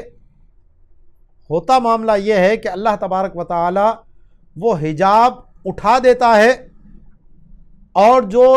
رویت کے موانع ہیں اللہ تعالیٰ وہ موانع دور کر دیتا ہے، تو وہ دیکھنے والا جہاں پر ہے وہیں سے ہی رسول اللہ صلی اللہ تعالی علیہ وسلم کو دیکھ لیتا ہے، اور آپ اپنے مکان ہی میں ہوتے ہیں۔ تو کہتے ہیں اسی بنیاد پر مختلف علاقوں میں مختلف جماعتیں ایک ہی وقت میں حضور علیہ الصلاۃ والسلام کی زیارت کر سکتی ہیں، کہ آپ وہیں قبر انور ہی میں ہیں اور ہر ایک کا پردہ اٹھا دیا گیا۔ وردہ البعض، بعض نے اس کا رد کیا کہ بأن محل النزاع ان یراہ کل منہم فی بیتہ من قطرہ لا ان یراہ فی محلہ۔ کہتے ہیں کہ جہاں محل نزاع جو ہے اختلاف اس بات پہ ہے کہ ہر ایک اپنے گھر میں اپنے قطر میں دیکھے، یعنی حضور علیہ الصلاۃ والسلام اس کے گھر میں تشریف لائے ہیں، آنا جانا یہ جو چیزیں دیکھنے کی بات ہو رہی ہے، بات تو اختلاف اس میں ہو رہا ہے، حضور انور اپنی قبر انور میں ہے اور کسی نے دیکھا، اس پہ بات نہیں ہو رہی۔ گفتگو کا جو عنوان ہے وہ یہ ہے کہ ہر ایک اپنے گھر میں اپنے قطر میں حضور کی زیارت کو دیکھے، تو یہ جسم مثالی ہے یا جسم اقدس ہے، گفتگو اس پہ ہو رہی ہے، اپنے علاقے میں اپنے شہر میں۔ اس میں نہیں ہے کہ لوگ جو ہیں وہ حضور کو ان کے محل میں دیکھیں، ان کی جگہ پہ دیکھیں۔ اور جو شمس کی مثال دی تو اس کو بھی کہتے ہیں فَإِنَّ الشَّمْسَ إِنَّمَا يُرَى فِي الْبَيْتِ شُعَاعُهَا لَا هِيَ، کہ گھر میں سورج کی روشنی کرنیں دیکھی جاتی ہیں، اس کی روشنائی پہنچ رہی ہوتی ہے، روشنی، خود سورج نہیں آتا۔ اذ ہی مکانہا، کہ وہ تو اپنی جگہ پر موجود ہے۔ وَلَوْ حَصَرَهَا بَيْتُ الرَّأْيِ لَمْ تَنَا رُؤْيَتُهَا فِي بَيْتِ غَيْرِهِ، اور اگر کوئی ایسا فرض کر لیا جائے کہ کسی کا گھر سورج کو گھیرے ہوئے ہے، سورج اس کے کمرے میں آ گیا، تو اب دوسرے کے کمرے سے اس کی رؤیت ممنوع ہو جائے گی، تو اب اس کے کمرے میں ہے، دوسرے کے کمرے میں تو نہیں پہنچے گا وہ۔ فوجب القول بالمثال، تو لہٰذا مثال کا قول کرنا ہی لازم ہے۔ تو محل گفتگو اس میں ہے کہ نبی کریم علیہ الصلاۃ والسلام کو ہر ایک یہ دیکھے کہ جی حضور میرے گھر میں تشریف لائے ہیں، وہ یہ دیکھے میرے گھر میں تشریف لائے ہیں، تو ایک سے زیادہ جگہ پر ایک ہی جسم تو ہو نہیں سکتا، متعدد جگہ پر ایک ہی وقت میں جسم موجود نہیں ہو سکتا، تو لازم ہوا کہ وہ جو دیکھا گیا ہے وہ جسم مثالی ہے،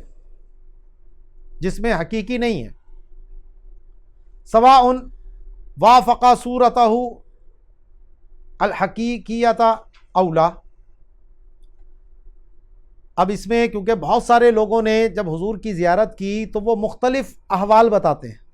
مختلف حلیے بتاتے ہیں۔ کسی نے جوانی کی حالت میں دیکھا، کسی نے بزرگی کی حالت میں دیکھا، کسی نے بچپن کی حالت میں دیکھا، کسی نے قد کچھ بتایا، کسی نے قد کچھ بتایا، کسی نے رنگت کچھ بتائی، کسی نے داڑھی مبارک کس طرح کی بتائی۔ ہر ایک اپنے اپنے حساب سے دیکھ رہا ہے۔ تو وہی فرما رہے ہیں وہ جو جسم مثالی ہے، چاہے وہ آپ کی صورت حقیقیہ کے موافق ہو یا اس کے علاوہ ہو، لأن المرئی الی خلافہا انما ہوا صورت الرأی المنتبعۃ فی مثالہ اذ ہوا کالمرأۃ المصورۃ۔ کیونکہ اگر حضور علیہ الصلوۃ والسلام کی صورت حقیقیہ کو دیکھا پھر تو کوئی مسئلہ ہی نہیں ہے، لیکن اگر صورت حقیقیہ کے برخلاف دیکھا اس نے اور اسے یہ خواب میں یقین ہے کہ میں رسول اللہ صلی اللہ علیہ وسلم کو دیکھ رہا ہوں، تو فرماتے ہیں کہ جو آپ کی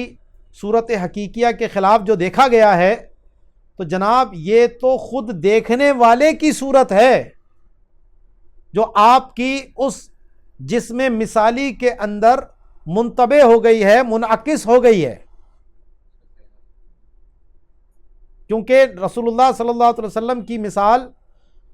اس آئینے کی طرح ہے جس میں صورتیں بنتی ہیں، تو ہر ایک اپنی صورت اس میں دیکھ رہا ہوتا ہے۔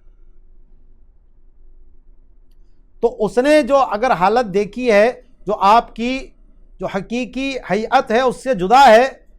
تو در حقیقت اس نے اپنی حالت کو دیکھا ہے جو اس آئینے میں اس کو نظر آئی ہے۔ وَبِهَذَا عُلِمَ جَوَازُ رُؤْيَةِ جَمَاعَةٍ لَهُ۔ تو اس سے پتہ لگ گیا کہ نبی کریم علیہ الصلوۃ والسلام کی رؤیت ایک سے زیادہ لوگوں کو، بہت سارے لوگوں کو ہو سکتی ہے، فی آن واحد، ایک ہی وقت میں، من اقطار متباعدۃ، بہت ساری مختلف علاقوں سے جو ایک دوسرے سے دور ہیں۔ کوئی پاکستان میں دیکھ رہا ہے، کوئی ہندوستان میں دیکھ رہا ہے، کوئی امریکہ میں دیکھ رہا ہے، کوئی جاپان میں دیکھ رہا ہے، بأوصاف مختلفۃ، اور ہر ایک اوصاف مختلف بیان کر رہا ہے۔ تو یہ جو اوصاف مختلف ہیں وہ ہر ایک کی اپنی حالت کے اعتبار سے۔ وقالوا رؤیاہ علی صورتہ وصفتہ الحقیقیۃ لا تحتاج الی تعبیر، کہ اگر نبی کریم علیہ الصلوۃ والسلام کو آپ کی صورت حقیقیہ اور صفت حقیقیہ پر اگر دیکھا ہے تو یہ تعبیر کا محتاج نہیں ہے،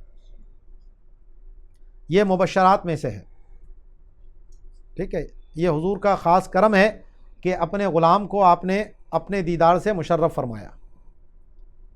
وعلی غیرہا، لیکن اگر کسی نے آپ کی صورت حقیقیہ کے برخلاف آپ کا دیدار کیا ہے تو تحتاج الی تعبیر، تو یہ جو خواب ہے، یہ جو رؤیت ہے، یہ تعبیر کی محتاج ہے۔ اب اس کا کیا مطلب ہے یہ جو معبرین ہیں وہ پھر آپ کو بتائیں گے۔ اس میں جو چیز آپ کو نظر آئی ہے تو وہ مبشرات میں سے بھی ہو سکتی ہے، منذرات میں سے بھی ہو سکتی ہے، تنبیہات میں سے بھی ہو سکتی ہے۔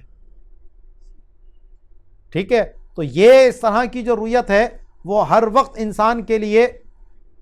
وہ اپنے آپ کو یہ نہ سمجھے کہ میں اللہ کا ولی بن گیا، اس کے لیے تعبیر کا علم ہونا پھر وہ ضروری ہے۔ وہی حقیقت فی الوجہین، اور دونوں صورتوں میں اس نے حقیقت ہی دیکھی ہے۔ یعنی رسول اللہ صلی اللہ علیہ وسلم خود فرمائے خواب میں کہ میں اللہ کا رسول ہوں، یا کوئی اور آپ کا تعارف کرائے، یا اس کے دل میں یہ بات آئے کہ میں رسول اللہ صلی اللہ علیہ وسلم کی زیارت کر رہا ہوں، تو یہ دونوں صورتوں میں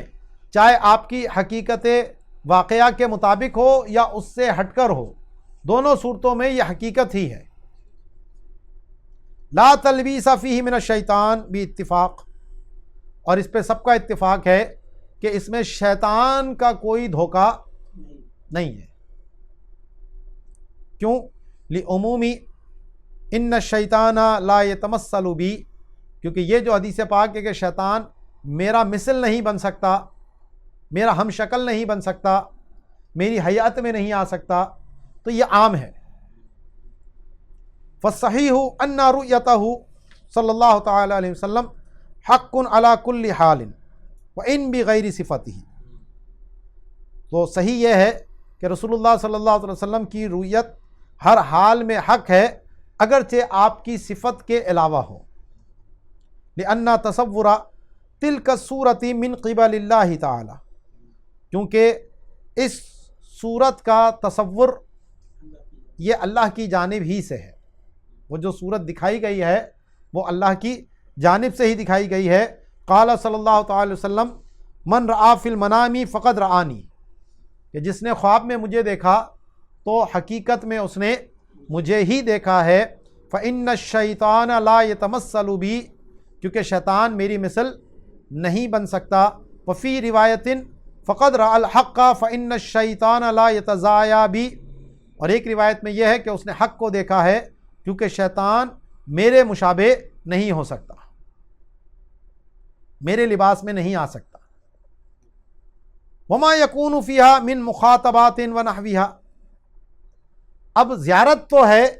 وہ تو رسول اللہ کی ہوئی، لیکن وہاں اگر کوئی گفتگو ہوئی، آپ نے کچھ ارشاد فرمایا یا کسی چیز کی طرف اشارہ کیا، تو کیا اس میں قطعیت ہوتی ہے؟ تو حدیثوں میں اس کا کوئی ذکر نہیں ہے۔ بعض اوقات انسان خواب میں کوئی ایسی چیز دیکھتا ہے کہ نبی کریم علیہ الصلاۃ والسلام نے کوئی شریعت سے ہٹ کر حکم دے دیا اس کو، اور وہ سمجھتا ہے مجھے تو خواب میں بتایا گیا۔ تو اس کا مطلب یہ ہے کہ دیکھا تو اس نے رسول اللہ صلی اللہ علیہ وسلم کو تھا، لیکن جو اس کو یاد رہا ہے درمیان میں شیطان نے اس میں کوئی گڑبڑ کی ہے بات چیت کے اندر۔ رؤیت میں وہ کوئی مسئلہ نہیں کر سکتا، تو اسی لیے فرماتے ہیں کہ جو اس میں مخاطبات اور اس کی مثل جو چیزیں ہیں فَلَيْسَ بِمَقْطُوعٍ بِهِ، ان میں قطعیت نہیں ہے۔ کما قالو، جیسا کہ علماء نے فرمایا، کیونکہ بہت سارے لوگوں نے اس طرح کی چیزیں بیان کی جو شریعت کے خلاف ہیں، اور وہ کہتے ہیں جی ہمیں خواب میں حضور نے یہ فرمایا۔ تو اسی وجوہات کی بنا پر علماء نے یہ فرمایا کہ ان چیزوں میں قطعیت نہیں ہوتی، لِكَوْنِهِ أَمْرًا زَائِدًا عَلَى مَا اقْتَضَاهُ الدَّلِيلُ، کیونکہ جو دلیل جس کا تقاضا کرتی ہے وہ تو صرف رؤیت کی تقاضا ہے، یہ اس سے امر زائد ہے۔ وقال رؤیتہ صلی اللہ تعالی علیہ وسلم یقظۃ جائزۃ بالاتفاق واقعۃ، کہ حضور علیہ الصلوۃ والسلام کی جاگنے میں رؤیت یہ بالاتفاق جائز ہے۔ ابھی جو ہماری گفتگو تھی وہ خواب کی تھی، تو اب شارح جو باہر ہیں کنز الفوائد وہ فرماتے ہیں کہ اس پر بھی اتفاق ہے سب کا کہ جاگنے کی حالت میں بھی رسول اللہ صلی اللہ تعالی وسلم کی زیارت ممکن ہے، نہ صرف ممکن ہے بل واقعات، بلکہ واقع بھی ہے۔ فقد حکا ابن ابی جمرۃ والبارزی والیافعی وغیرہم عن کثیر من الصالحین انہم رأوا النبی صلی اللہ تعالی وسلم، کہ ابن ابی جمرہ نے اور علامہ بارزی نے و علامہ یافعی نے اور دیگر بہت سارے علماء نے بھی بہت سے صالحین سے یہ روایت کیا کہ انہوں نے نبی کریم علیہ الصلوۃ والسلام کو جاگنے کی حالت میں دیکھا ہے۔ اور خود جو امام کبیر رفاعی رحمہ اللہ تعالیٰ کا واقعہ ہے کہ نبی کریم علیہ الصلوۃ والسلام نے قبر انور سے باقاعدہ ہاتھ نکالا اور وہ ایک مجمع کے سامنے تھا، اور انہوں نے اس ہاتھ کو بوسہ دیا۔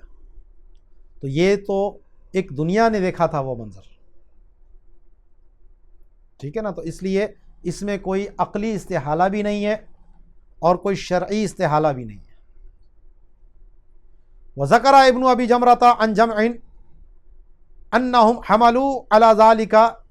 روایت من رآنی مناما فسیرانی فی الیقظۃ. اور ابن ابی جمرہ نے بہت سارے علماء سے یہ بات ذکر کی کہ یہ جو حدیث پاک ہے کہ جس نے مجھے خواب میں دیکھا تو وہ عنقریب مجھے جاگنے کی حالت میں بھی دیکھے گا. تو اس حدیث کو انہوں نے اسی پر محمول کیا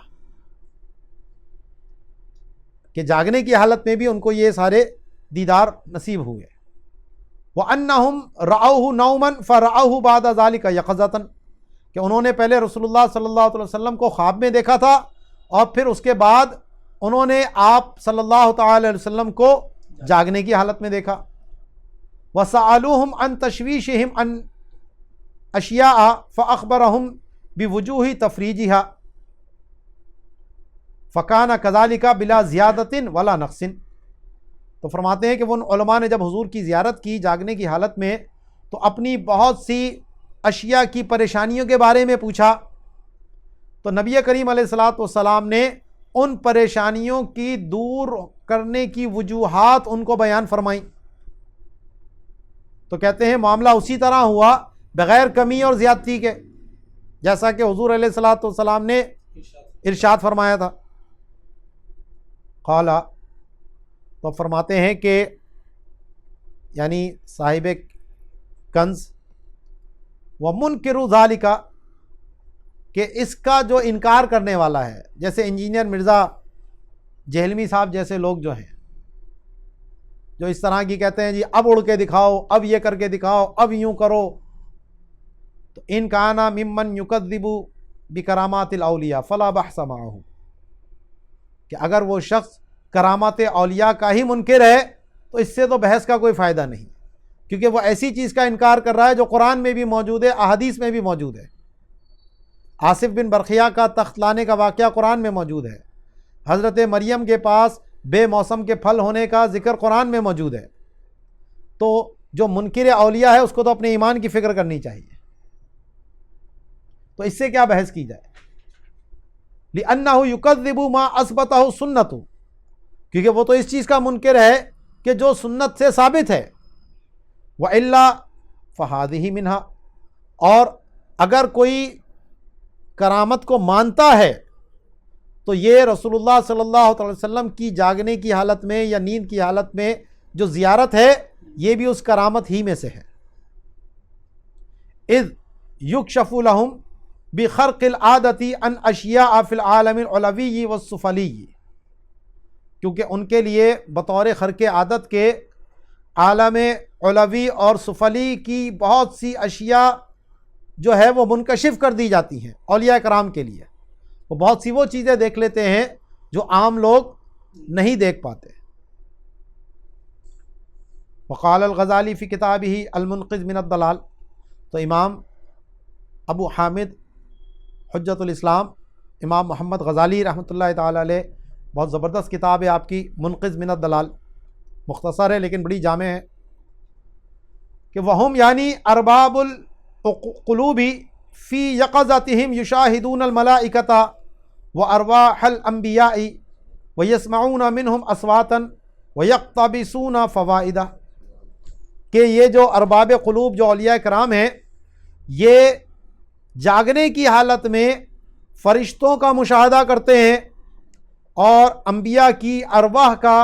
اور ان سے آوازیں بھی سنتے ہیں اور ان سے فوائد بھی حاصل کرتے ہیں. وقولہ ارواح الانبیاء، تو یہ جو امام غزالی نے ارواح الانبیاء کہا، صرف انبیاء نہیں کہا، تو مبنی علی رؤیت المثال دون الذات کما قال اللقانی، تو یہ اس بات پر مبنی ہے کہ وہ جو رؤیت تھی وہ جسم مثالی کی ہے،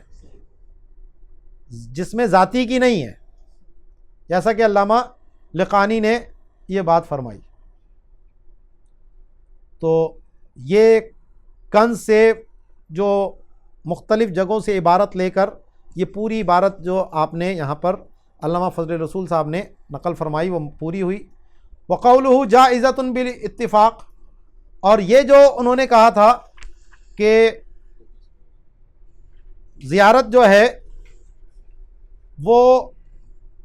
بالاتفاق جائز ہے، پیچھے بات آئی تھی نا،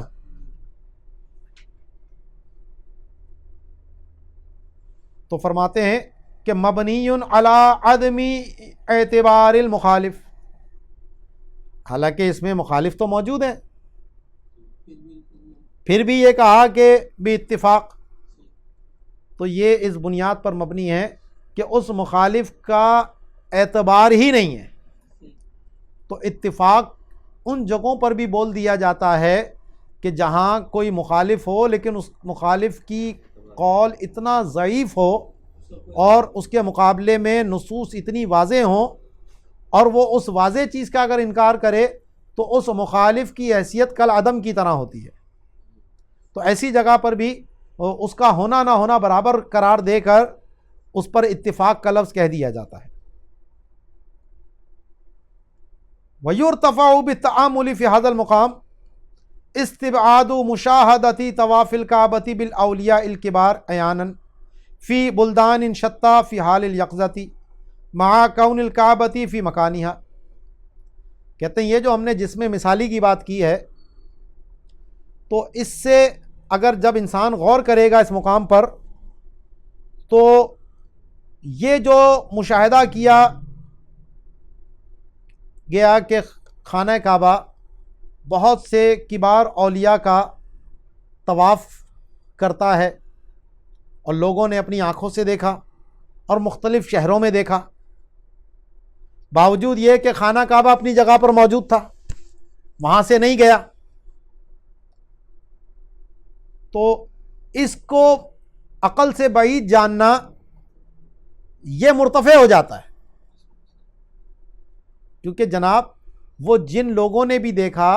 وہ جس طرح انسان کا جسم مثالی ہو سکتا ہے ایسے ہی خانہ کعبہ کا بھی جسم مثالی ہو سکتا ہے، تو وہ جو انہوں نے دیکھا ہے تو وہ غلط نہیں دیکھا، وہ خانہ کعبہ کا جسم مثالی دیکھا کہ وہ طواف کر رہا ہے اور خانہ کعبہ اپنی جگہ پر موجود ہے۔ تو یہ جو جسم مثالی کی بات پہ اگر کوئی غور کرے گا تو یہ جو استبعاد ہے کہ خانہ کعبہ کا مشاہدہ کیا کہ وہ اولیاء کرام کا طواف کر رہا ہے مختلف شہروں میں اور جاگنے کی حالت میں دیکھا لوگوں نے، تو کہا یہ استبعاد دور ہو جاتا ہے۔ وما وقع فی کلام الیافعی العارف باحکام المثال من اطلاق المستحیل العقلی علیہ فہو من جہتی کون الشیء الواحد فی الوقت الواحد فی المکانین وہو من جملۃ المحال لا علی ھذا الطریق واللہ اعلم۔ تو فرماتے ہیں کہ یہ جو علامہ یافعی کے کلام میں واقع ہوا ہے، جو کہ جسم مثالی کے احکام کو جاننے والے ہیں، خود اولیاء کرام میں سے ہیں، تو انہوں نے جو اس کو محال عقلی کہا، تو جناب ان کا محال عقلی کہنا وہ اس اعتبار سے تھا کہ وہ جسم حقیقی کے ساتھ ہو، کہ خانہ کعبہ اپنی جگہ پر بھی ہو جسم حقیقی کے ساتھ، اور اسی جسم حقیقی کے ساتھ وہ کہیں اور بھی ہو، تو ایک ہی جسم ایک وقت میں دو حیز میں نہیں ہو سکتا، یہ محال عقلی ہے، اس پہ انہوں نے محال کا اطلاق کیا۔ لیکن اگر آپ جسم مثالی کی بات کریں گے تو اس میں کوئی استحالہ عقلی موجود نہیں ہے۔ تو جہاں پر امام یافعی نے اس کو محال قرار دیا ہے تو وہ اس جہت سے ہے کہ ایک شے واحد وقت واحد میں دو مختلف جگہوں پر ہو، یہ من جملہ محال ہے۔ لا علی ھذا الطریق، جس میں مثالی کے طور پر اس کا دوسری جگہ پر ہونا یا تیسری جگہ پر ہونا، اس طور پر آپ نے اس کو محال نہیں کہا ہے، کیونکہ وہ خود تو جس میں مثالی کے احکام کو جاننے والے ہیں۔ واللہ عالم۔ ھذا تمام الکلامی فی الواجب بذی الجلال والاکرام۔ یہاں ہماری گفتگو مکمل ہوتی ہے ان چیزوں پر کہ جو اللہ تبارک و تعالی کے لیے واجب ہیں، یعنی جس کا ہونا اللہ کی ذات کے لیے ضروری ہے اور اس کا اعتقاد رکھنا ہر مومن کے لیے ضروری اور لازم ہے۔ اگلی جو ہماری گفتگو چلے گی وہ ان چیزوں کا بیان ہے جو اللہ کے حق میں محال ہیں، جو اللہ کی ذات میں نہیں ہو سکتے، اور ایک مومن کے لیے ضروری ہے کہ وہ ان چیزوں کا بھی اعتقاد رکھے۔ تو یہ بھی بڑی اہم گفتگو ہے۔ تو یہاں تک کی تو یہ ذات صفات کی ذرا تھوڑی سی ایک فلسفیانہ گفتگو بھی اس میں آ جاتی ہے۔ آگے کی جو چیزیں ہیں وہ تھوڑی ذرا سیدھی ہیں، تو انشاءاللہ اس میں رفتار بھی ہماری ذرا زیادہ ہوگی۔ تو کوشش کریں گے کہ ہم اس سبق کو جو ہے وہ پورا کر سکیں ٹارگیٹ میں۔ اگر نہیں بھی ہوا تو ہم کوشش کریں گے ایکسٹرا کلاسز لگا کر بھی ہم اس کو انشاءاللہ کتاب کو مکمل کریں گے۔ تو وما علینا الا البلاغ المبین۔